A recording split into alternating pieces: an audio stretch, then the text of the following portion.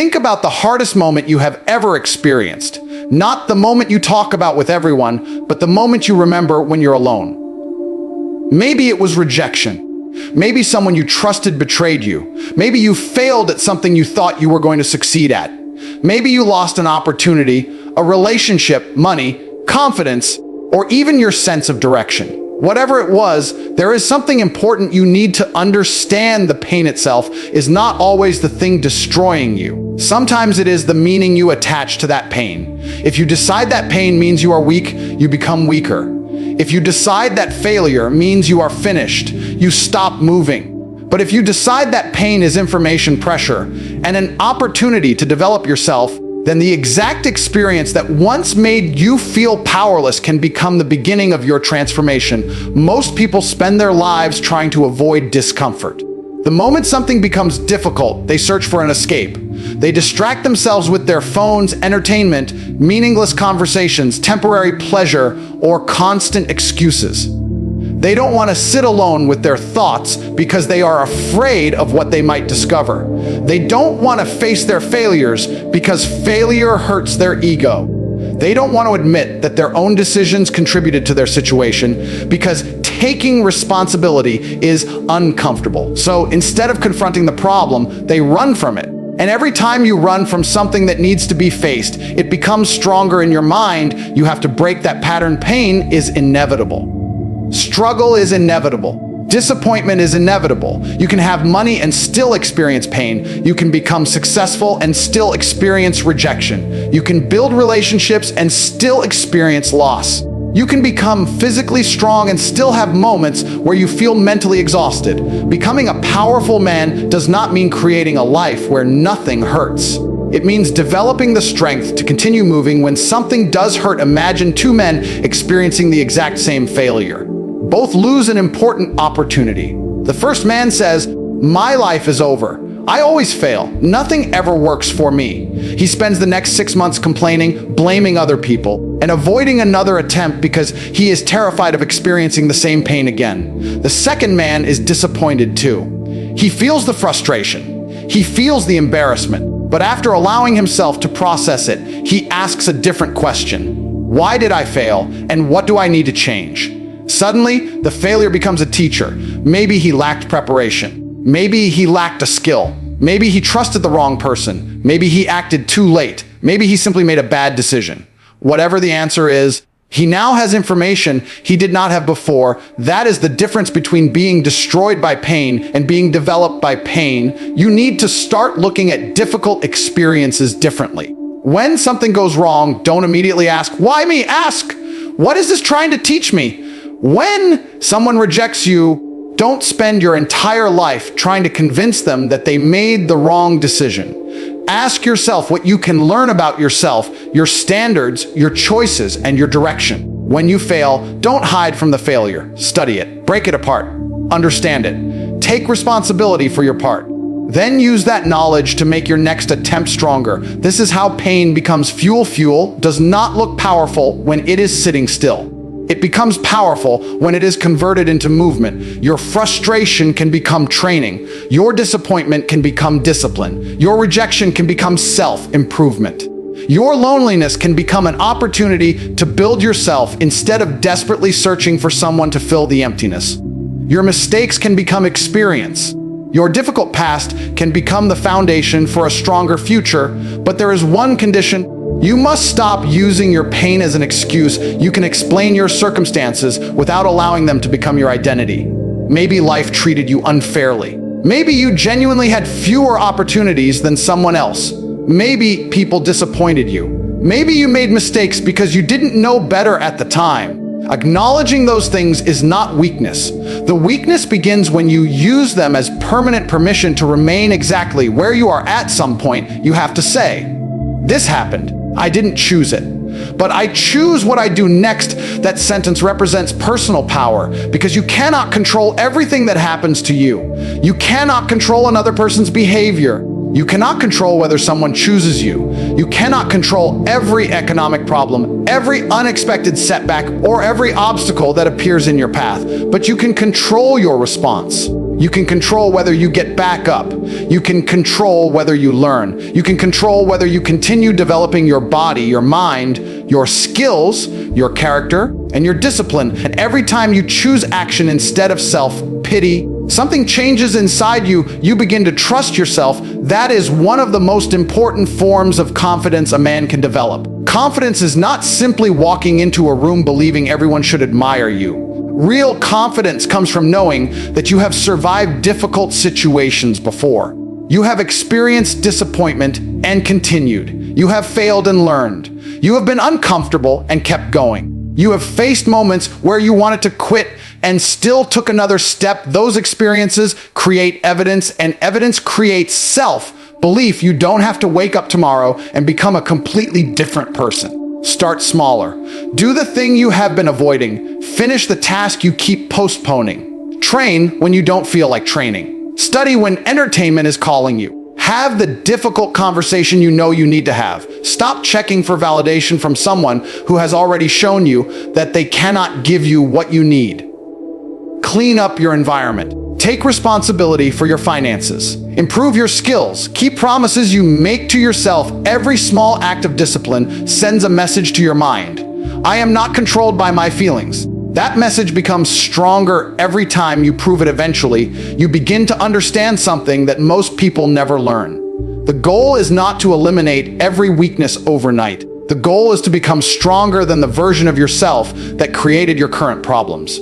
You don't need to become perfect. You need to become more capable, more disciplined, more patient, more focused, more responsible, more difficult to knock off course. And when another painful experience arrives, and it will, you won't see it exactly the same way anymore. Instead of immediately thinking that your life is falling apart, you'll start asking what this situation requires from you. Maybe it requires patience, maybe courage, maybe discipline. Maybe a difficult decision, maybe letting go, maybe starting again, maybe accepting that something you desperately wanted was never meant to stay in your life. That is maturity. A high-value man does not measure his strength by how comfortable his life is. He measures it by how he responds when comfort disappears. Anyone can be disciplined when everything is going well. Anyone can feel confident when everyone is supporting them. Anyone can be positive when they are winning. The real test comes when the results disappear, when nobody is clapping, when the plan fails, when the relationship ends, when the money is tight, when the motivation disappears, and when you have to decide whether you are going to collapse or continue. This is where you build yourself, so stop wishing that your past had been different. Stop replaying the conversation. Stop imagining what you should have said.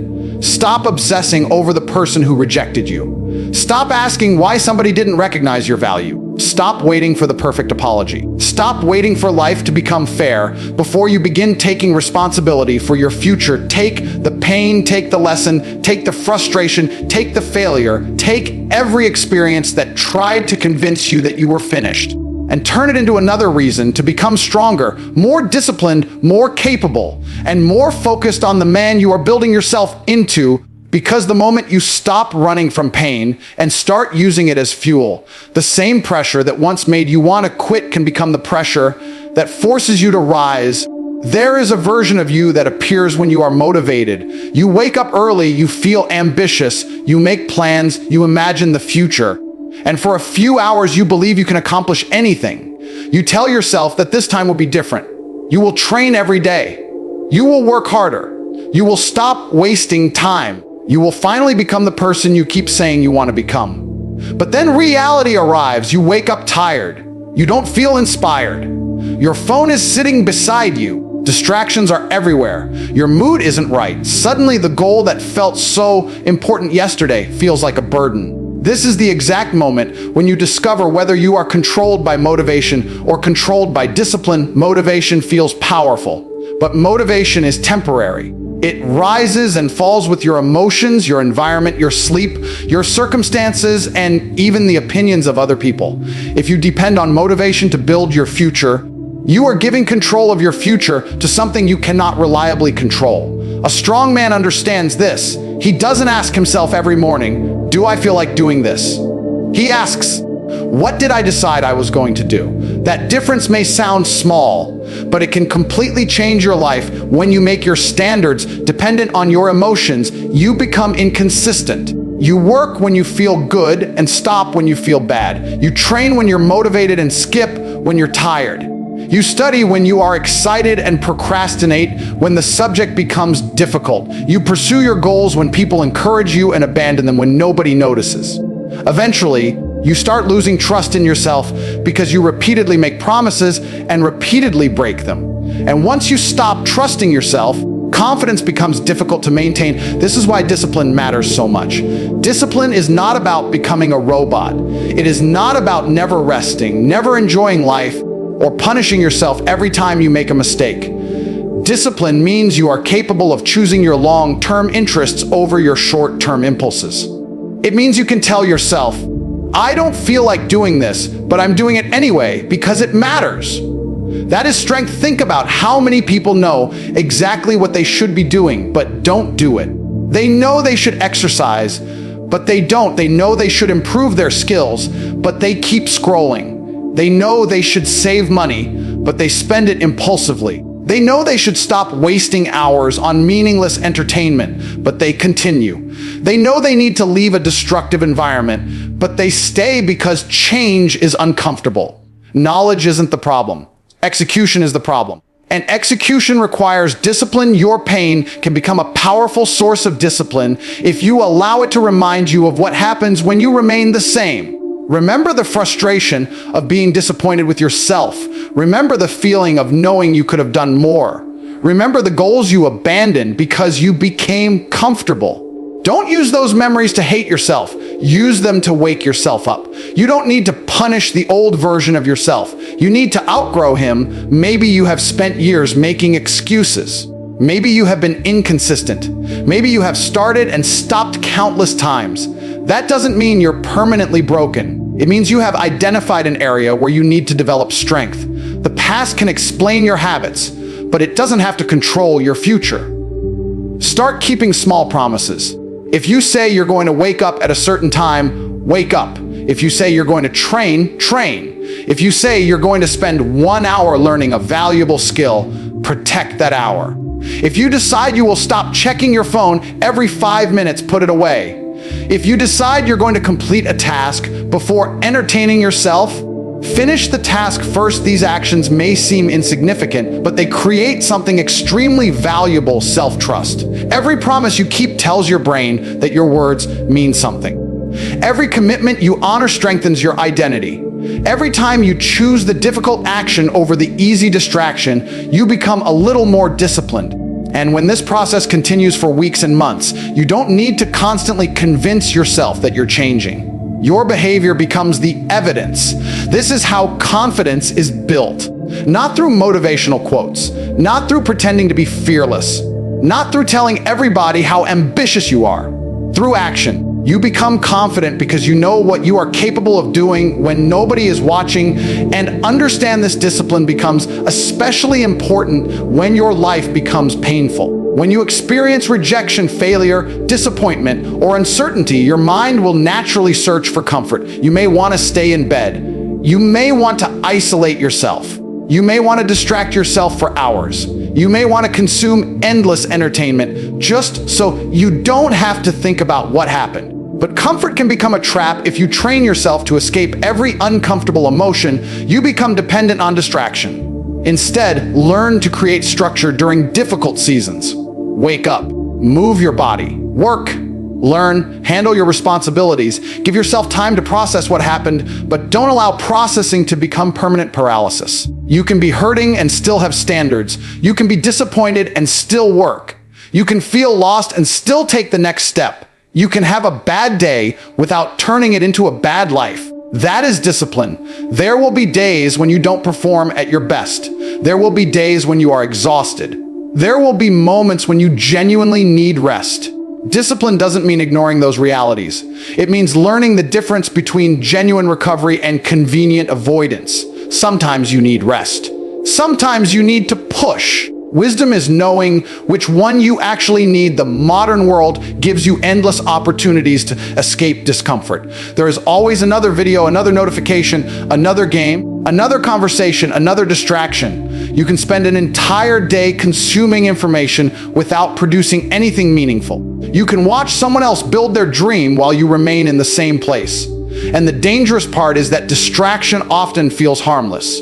1 hour becomes 3. 3 days becomes 3 months. 3 months becomes another year. Then one day you look at your life and realize that you have been busy, but not productive, entertained, but not fulfilled, comfortable, but not progressing. Don't wait for that moment. Take control of your attention. Your attention determines what receives your energy, and your energy determines what you build. If you give your best mental energy to meaningless distractions, you leave very little for your goals. You cannot build an extraordinary life while constantly giving your focus away. Set standards for yourself, not standards designed to impress other people. Standards designed to make you respect yourself.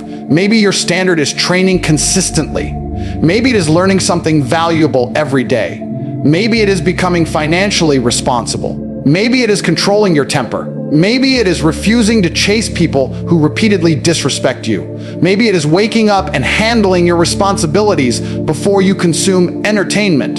The specific standards will differ from man to man, but the principle remains the same. Decide who you want to become, then make your daily behavior match that identity. And when motivation disappears, don't panic. This is the moment your discipline gets a chance to speak. Anybody can move when the road is easy. Anybody can work when the results are immediate. Anybody can feel ambitious when everything is going their way.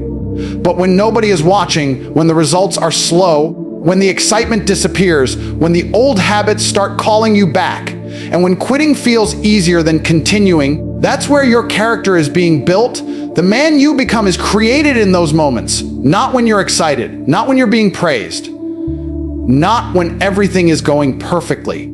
But when you have every excuse to stop and you choose to continue anyway. Your future does not need another promise from you. It needs proof. Proof that you can keep your word. Proof that you can control your impulses.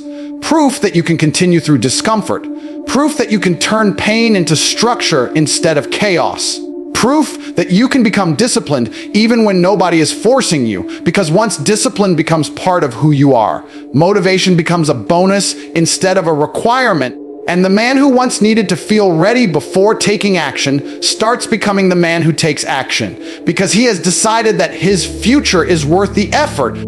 There is a dangerous habit that quietly controls the lives of millions of men, needing other people to confirm their worth. They need someone to like them, choose them, praise them, respect them, notice them, or tell them that they are doing well before they can feel confident about themselves. And the problem is that when your sense of value depends on other people, you have given those people control over your emotional state. One compliment can make you feel powerful, while one rejection can make you question everything about yourself. One person can give you attention and suddenly you feel important. Then that same person becomes distant and suddenly you feel worthless. If you want to become a high-value man, you have to break that cycle and learn how to stand firmly on your own standards. Think about how often people change themselves just to be accepted. A man may pretend to enjoy things he doesn't enjoy because he wants approval. He may stay in a relationship that constantly disrespects him because he is afraid of being alone. He may avoid speaking honestly because he doesn't want anyone to become upset with him. He may spend money he doesn't have to impress people who don't genuinely care about him. He may constantly check his phone, waiting for a message, a reaction, a like, or some sign that somebody still values him. He may even change his goals because people around him don't believe in them. Slowly, without realizing it, he stops living according to his own values and starts living according to the expectations of everyone else. That is not freedom. A powerful man can listen to other people's opinions without becoming controlled by them. He can accept criticism without allowing criticism to destroy his identity. He can receive praise without becoming addicted to it. He can experience rejection without deciding that rejection means he has no value. He understands that other people's opinions are information, not instructions. This doesn't mean you should become arrogant or believe that you are always right. Quite the opposite. A secure man can admit when he is wrong. He can learn from criticism. He can recognize his weaknesses. But there is a huge difference between accepting useful feedback and desperately seeking approval. One makes you stronger. The other makes you dependent. You need to understand that not everybody is going to like you. Not everybody is going to understand your decisions. Not everybody is going to support your goals. And if you try to make everyone happy, you will eventually betray yourself. You will sacrifice your time, your values, your ambitions, and your peace just to maintain approval from people who may not even be thinking about you 5 minutes later. The moment you understand this, something powerful happens. You stop trying to win every person and start focusing on becoming the person you respect. Ask yourself a different question. Instead of asking, do they like me? Ask, do I respect the way I am behaving? Instead of asking, why didn't they choose me? Ask, am I choosing myself? Instead of asking, what do people think about me? Ask, am I becoming the man I said I wanted to become? Those questions put the responsibility back where it belongs, with you, and this is especially important when pain enters your life. Rejection can destroy a man who has built his identity around being accepted. Betrayal can destroy a man who believed another person's loyalty was proof of his worth. A breakup can destroy someone who made the relationship the center of his entire identity. Failure can destroy someone who believed success was the only thing that made him valuable. But when you build your identity around your own principles, painful experiences don't have the same power over you. You can lose something without losing yourself. You can be rejected without rejecting yourself. You can fail without deciding that you are a failure. You can be criticized without becoming desperate to prove yourself. You can walk away without begging someone to recognize your value. That is emotional strength, and emotional strength does not mean you don't feel anything. It means you don't allow every emotion to control your behavior. You can feel hurt and still maintain your dignity.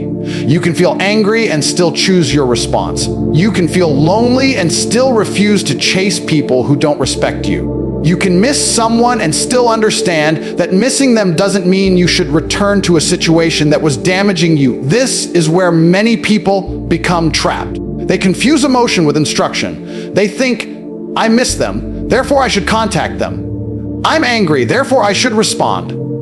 I'm insecure, therefore I need someone to reassure me. I'm lonely, therefore I need anybody. But feelings are signals, not commands. You can acknowledge what you feel without automatically obeying it. A high-value man learns to pause. He thinks, he chooses. He acts according to his standards instead of his impulses. And your standards need to become stronger than your need for approval. Decide what you will tolerate and what you will not tolerate. Decide what kind of behavior you expect from yourself. Decide what kind of people deserve access to your time. Decide what your priorities are. Decide what you are willing to sacrifice for your future. Then live according to those decisions even when nobody applauds you, because here's the uncomfortable truth: sometimes becoming stronger will make you less popular. When you stop saying yes to everything, some people will complain. When you start setting boundaries, some people will accuse you of changing.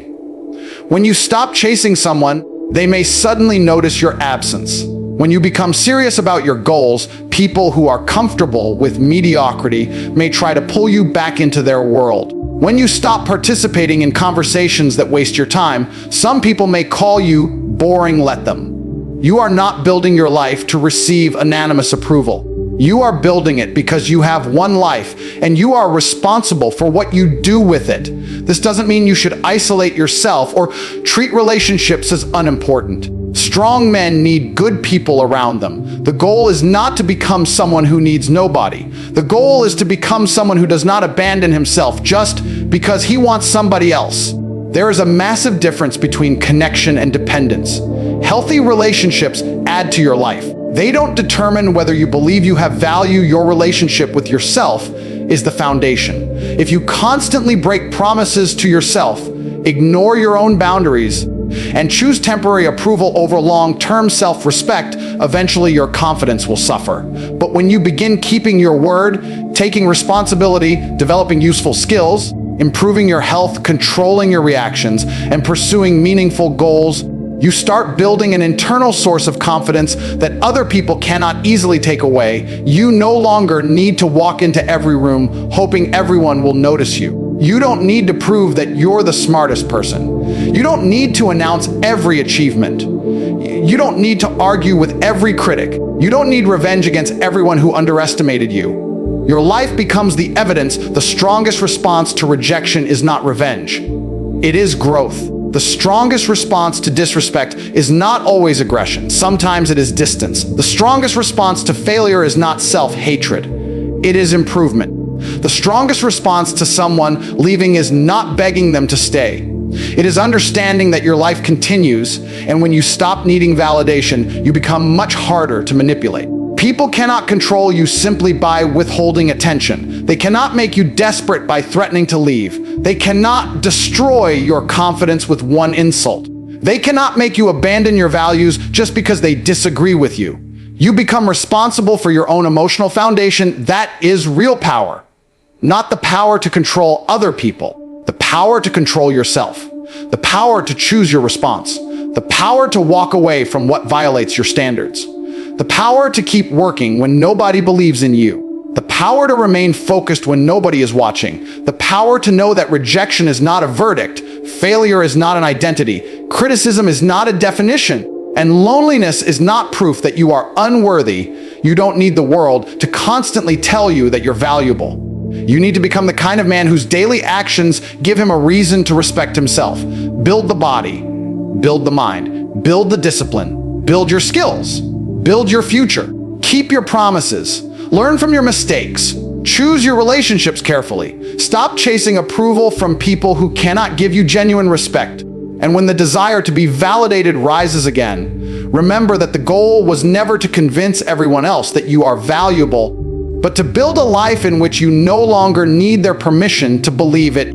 Pain does not have to be the chapter that destroys you. It can become the chapter that transforms you. Every rejection, failure, disappointment, and difficult season can either keep you trapped in the past or become fuel for the man you are becoming. Stop running from discomfort, build discipline when motivation disappears, and stop allowing other people's opinions to determine your value. Your power begins when you take responsibility for your life and decide that your circumstances will not define your future. You don't need to become perfect. You need to become stronger, more disciplined, more focused, and more committed to your own standards. Let your pain teach you. Let your failures sharpen you. Let your discipline build you, and let your actions prove who you are. The goal is not to show the world that you are powerful. The goal is to become so strong within yourself that you no longer need the world to convince you